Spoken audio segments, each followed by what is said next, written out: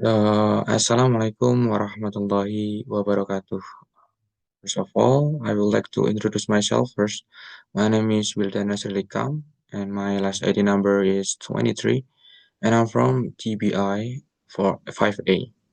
So in this video, I want to present my material about the question is communicative language teaching or CLT effective in the Indonesian English classroom. So this presentation is to fulfill midterm test assignment academic writing. So I will start with the first slide is introduction to CLT.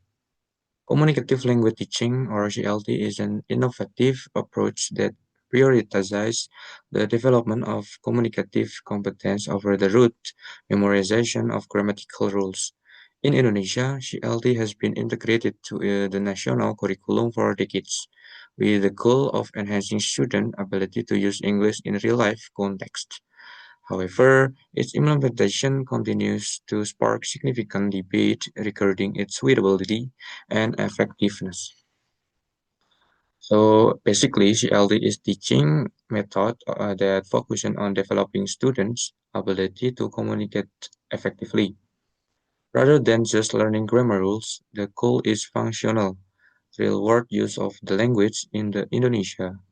It's officially encouraged, but its implementation is where the real story lies. We will next to the second slide is enhancing speaking skills. So this is pro argument. CLT's superior capacity for improving speaking fluency is one of its most advocate strengths. Quasi-experimental research shows that students taught using CLT through interactive tasks like role plays demonstrate a marked improvement in speaking performance. This approach allows learners to practice language in meaningful, authentic scenarios, which reduces hesitation and fosters spontaneous speech.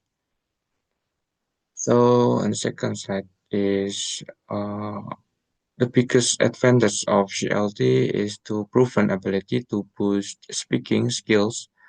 Studies confirm that students engaged in interactive activities like role plays show marked improvement in fluency. They practice language in meaningful context, which builds their confidence to speak spontaneously. So I will next with the third slide is a supportive learning environment. This is a pro argument as well. It's like a before slide.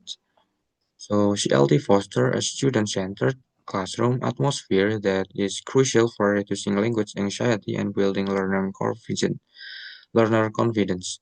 Activities such as group discussions encourage students to express themselves without the undue pressure of immediate correction. The weak versions of CLT is considered particularly appropriate for Indonesia, as it focuses on using the language for practical communication rather than rigid grammatical mastery from the outside.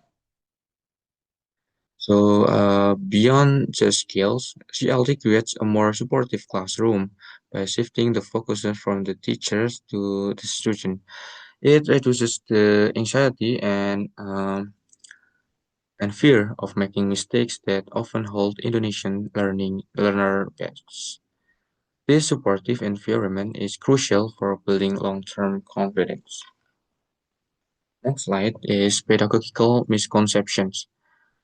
This is a counter-argument. Despite its theoretical benefits, CLT's implementation is often hampered by pedagogical misunderstandings and insufficient teacher training.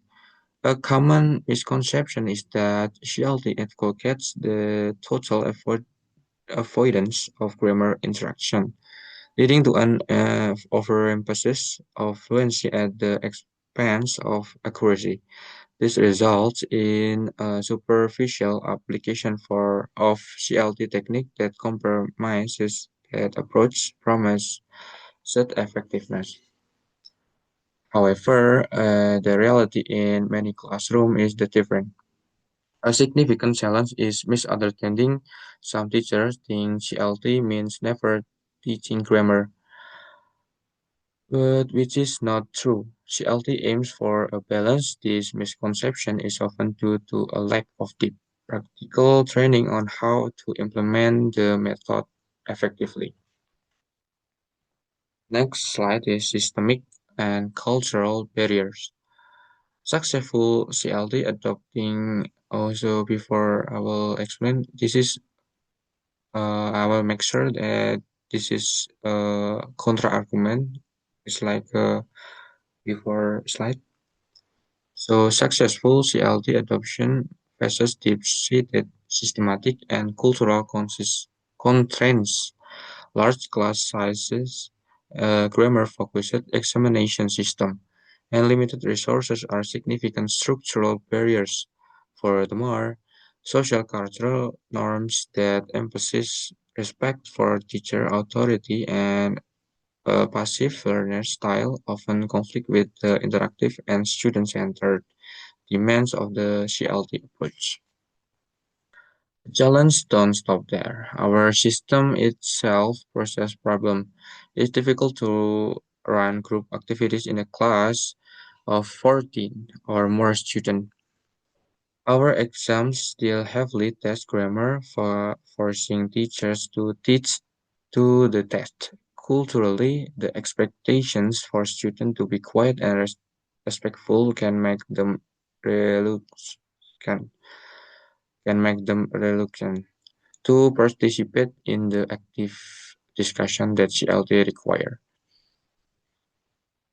So the next slide is conclusion. So the conclusion is CLT presents a dichotomy in Indonesia. Its potential to develop fluency, boost motivation, and build student confidence through authentic communication is well documented. However, the reality of its application is blocked by pedagogical misunderstanding, inadequate teacher preparation, and systematic barriers that include a passive classroom culture and exam system prioritizing accuracy over communicative ability. So, to conclude, there is a clear dichotomy. CLT has immense potential to transform English education in Indonesia, but this potential is currently unlocked due to a complex mix of obstacles at the teacher's systematic and cultural levels. Next slide is the references, and this is the references. There are 10 references. So I think it's all about the explanation. And wassalamualaikum warahmatullahi wabarakatuh.